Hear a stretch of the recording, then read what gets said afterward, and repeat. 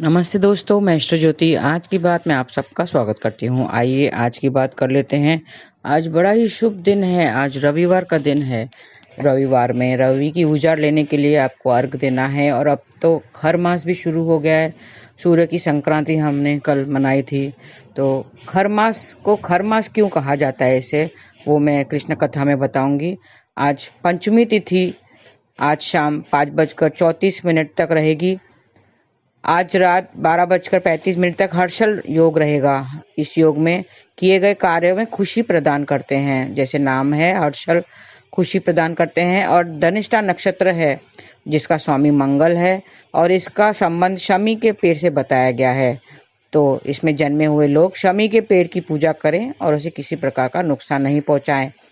और आपको बता दूं कि आज दोपहर बाद 3:45 से पंचक शुरू होंगे। पंचक आपको मैंने पहले भी बताया था कि धनिष्ठा से लेकर रेवती तक 5 नक्षत्र को पंचक नक्षत्र कहलाते हैं। इस दौरान घर में लकड़ी का काम नहीं किया जाता है। अभी 5 दिन तक आपको लकड़ी का काम करने से बचे। 21 दिसंबर रात 10:09 तक इस बात पर ध्यान रखें। और लकड़ी कटा करना, चारपाई बनाना, छत बनाना, लकड़ी की छत बनाना, ये सब अवॉइड करें। मार्गशीर्ष शुक्ल पक्ष की पंचमी तिथि को विवाह पंचमी होती है। तो आज विवाह पंचमी मनाई जाएगी। आज के दिन भगवान राम ने सीता जी से विवाह रचाया था। आज के दिन बहुत से विवाह करवाए जाते हैं। विवाह पंचमी में विवाह कराना शुभ होता है और कहते हैं कि उसका विवाह लंबे समय तक टिकता है। तो आज विवाह पंचमी मनाई जाएगी। आज श्री राम और माता सीता की विशेष पूजा करने का विधान है। सुख सौभाग्य बढ़ेगा और सभी कामों में सिद्धि भी मिलेगी। तो आज विवाह पंचमी सेलिब्रेट कीजिए। उसके निमित्त आज राम और सीता, श्री राम और माता सीता की पूजा आराधना करें। आज के दिन आपको श्री राम यंत्र की स्थापना करनी चाहिए।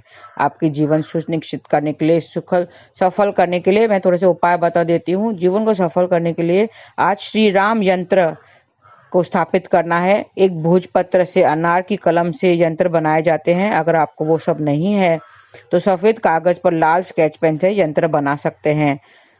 और राम जी का ध्यान करके क्लीं रामाय नमः ऐसा आपको जाप करना है और यंत्र को सिद्ध करना है। यंत्र को मंत्रों से ही सिद्ध किया जाता है। तो आपके जीवन में सफलता मिलेगी। यंत्र को सुरक्षित स्थान पर संभाल कर रख दें। मंदिर में गंगाजल छिड़क कर सीताराम का ध्यान करें। और ये चौपाई आपको बोलनी है। सब नर करहे परस्पर प्रीति, चल ही सम धर्म निरत श्रुति नीति। ये रामचरितमानस की चौपाई है। ये आपको आज जाप करना है। इसका 11 बार जाप करें तो आप में आपके वैवाहिक जीवन में प्रेम बढ़ेगा। इस चौपाई का 11 बार पाठ करें। तिल, जौ और गूगल से घर को छोटा सा हवन करें तो बुरी नजर से बच जाएंगे। गूगल आदि हवन सामग्री जौ के बराबर हो और शिवलिंग पर जल से दूध मिलाकर अर्पित करें तो माता का स्वास्थ्य ठीक रहेगा। आप शिवलिंग की भी पूजा करनी है, उसमें जल में दूध मिलाकर अर्पित करें। जीवन साथी के हाथों से मोती का दान हो सके तो करवाइए, तो उसकी स्थिति में सुधार आएगा। अगर बीमार है, अगर जीवन साथी की तबीयत खराब है, बहुत दिनों से बीमार चल रहे हैं, तो अगर आज के दिन जीवन साथी के हाथों मोती का दान कराएंगे तो उसकी स्थिति सुधर जाएगी। 2 मुखी रुद्राक्ष गले में धारण करना है तो काम का बोझ कम हो जाएगा। और शिव मंदिर में सफेद सूत का धागा भेंट करें तो सब कार्य में, मांगलिक कार्य में सफलता मिलेगी। तो आज का मांगलिक कार्य आप कर सकते हैं। तो उसमें सफलता पाने के लिए जो उपाय भी कीजिए। अपनी माता से आशीर्वाद के रूप में 1 मुट्ठी चावल लें और एक पोटली में बांधकर अपने पास रख लें तो हर काम में आपको सफलता मिलेगी। और मंत्र जाप करना है, ओम श्राम श्रीम श्रौम सह चंद्रमा से नमः। ये चंद्रमा का मंत्र है। तो इसमें आपको कॉन्फिडेंस बढ़ेगा। सफेद रंग का कपड़ा मंदिर में दान करें। आज सूती कपड़ा मंदिर में दान करने से घर में सुख शांति आएगी। बैलगाड़ी को या बैलगाड़ी के चित्र को प्रणाम करें आज के दिन, तो आपके खूब तरक्की मिलेगी। अपने घर में बैलगाड़ी का चित्र भी लगा सकते हैं। शाम के समय चंद्रदेव को अर्घ दें तो आपकी पद प्रतिष्ठा बढ़ेगी। और मंत्र जाप करें। सोम सोमाय नमः, ऐसा आपको 11 या 21 बार जाप करना है आपकी पद प्रतिष्ठा बढ़ने के लिए। आज दूध का दान करें, मंदिर में दूध का दान करें। अपने घर के बड़ों का आशीर्वाद भी लेना चाहिए, तो घर में सुख समृद्धि आएगी। शाम के समय चंद्रदेव को प्रणाम करके उन्हें अर्घ्य दें। चांदी का चंद्रमा धारण कर सकते हैं और जामुन के पेड़ लगाएं, उसमें जड़ में पानी डालें, तो सुख आपको, स्वास्थ्य का जीवन आपको मिलेगा। सूत का धागा लेकर बेल के पेड़ पर 7 बार बांधें। बेल का पेड़ है, उसमें सूत का धागा आपको लेकर बांधना है। 7 बार आपको परिक्रमा करनी है, बांधना है, तो काम में बेहतरी मिलेगी। हाथ जोड़कर प्रणाम भी करना है। आज के दिन मंदिर में चीनी का दान करना चाहिए, तो भाइयों में सहयोग होगा।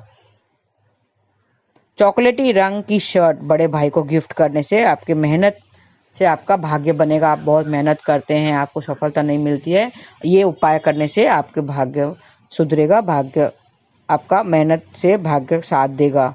और सहकर्मी को भी चॉकलेट आप भेंट देंगे तो आपके कामों में सफलता मिलेगी। सहकर्मी मतलब आपके जो साथ में काम करते हैं, उनको चॉकलेट भेंट दीजिए तो आपके सारे कामों में सफलता मिलेगी। तो ये छोटे से उपाय आप करके देखिए, आपको सफलता जरूर मिलेगी हर कामों में। आज विवाह पंचमी मनाई जा रही है, क्योंकि आज के दिन पे सीता ने राम को चुन के उनसे विवाह संपन्न किया था। तो ये थी आज की बात। अब हम चलते हैं कृष्ण कथा में। कृष्ण कथा में मैंने कल चालू किया था कि कल सूर्य संक्रांति हुई, सूर्य धनु राशि में प्रवेश कर चुके हैं, और उसके प्रवेश करने से धनु और मीन राशि में जब वो गोचर करते हैं तो खर मास कहलाता है। उसके बारे में थोड़ा सा जान लेते हैं, सूर्य के बारे में।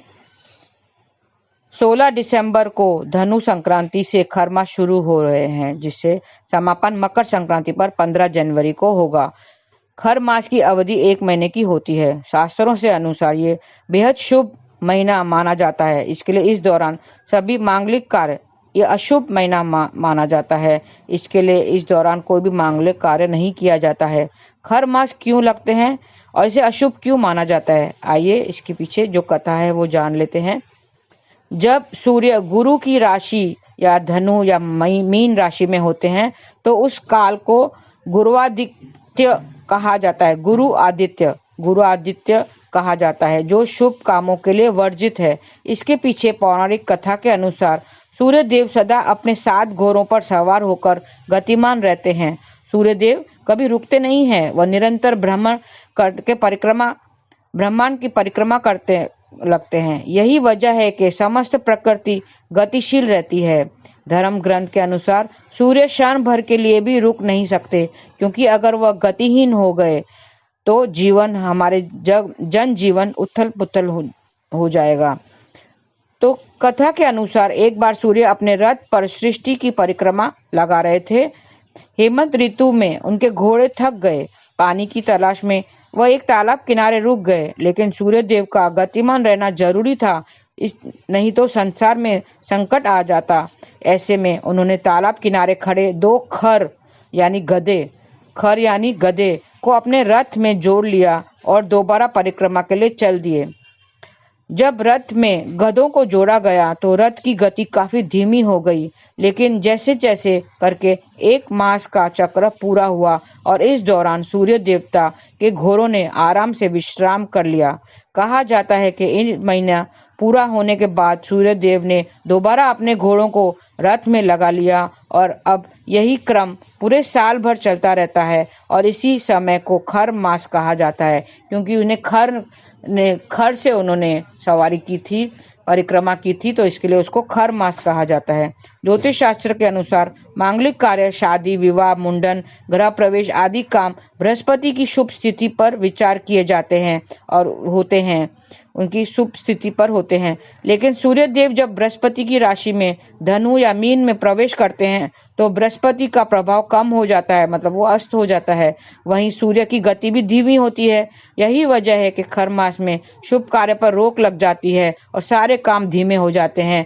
सूर्य भी तेजहीन हो जाता है, क्योंकि इससे परिणाम शुभ नहीं होते हैं। तो ये थी उससे क्यों इस महीने को क्यों खरमास कहा जाता है। और 2 खरमास साल में 2 खरमास आते हैं, जब वो गुरु की राशि धनु और मीन में जब सूर्य गोचर करते हैं तो खरमास कहलाते हैं, क्योंकि उस समय यही परिक्रम जो होता है खर को लगा के परिक्रमा करते हैं ब्रह्मांड की, तो इसलिए इसको खरमास कहा जाता है। तो हमें अभी थोड़ा सा सूर्य का तेज कम होता दिखाई देगा और गुरु भी तेज ही हो, गुरु अस्त हो गया क्योंकि सूर्य के साथ है। तो गुरु और सूर्य के साथ में मिलने से दोनों का जो तेज है, दोनों की जो परिणाम है वो शुभ नहीं आएंगे, स्लो आएगा, वो स्लो हो जाएगा। सूर्य स्लो हो गया, गति स्लो हो गई तो सब धीमा हो जाएगा। तो शुभ कार्य जो विवाह, मुंडन आदि, गृह प्रवेश वगैरह इस माह में करना वर्जित है। लेकिन पूजा पाठ, आप ये जो महीना है वो पूजा पाठ करने का है, भगवान को ध्याने का है, ताकि भगवान फिर 1 मास के बाद भगवान फिर हम वही अपने गति से चलना शुरू करे। जब वो उसके घोड़े वापस 1 मास के बाद वो घोड़ों से अपना परिक्रमा चालू करेगा, वही अपनी गति वापस लेगा। तो हमें नाम जाप करते रहना चाहिए, क्योंकि नाम जाप करते रहने से हमें जो है बुरे विकारों से दूर रहेंगे। मैंने कल बताया था कि क्रोध, द्वेष वगैरह से दूर रहना है, हमें नाम जाप करते रहना है। हरे कृष्ण कृष्ण कृष्ण हरे हरे, हरे राम राम राम हरे हरे। कल मैं फिर एक अच्छा सा लेके अपना उपाय लेके कृष्ण कथा में एक अच्छी सी कथा, अच्छा सा टॉपिक लेकर मैं आऊँगी। आप मेरे ऑडियो सुनते रहिए और उसको लाइक ज़रूर करिए। लाइक बटन, थम का बटन है, उसको ज़रूर दबाइए और फॉरवर्ड कीजिए, दूसरों को भी शेयर कीजिए ताकि दूसरे भी इसका आनंद ले सकें। आज के लिए बस इतना ही। आपका दिन शुभ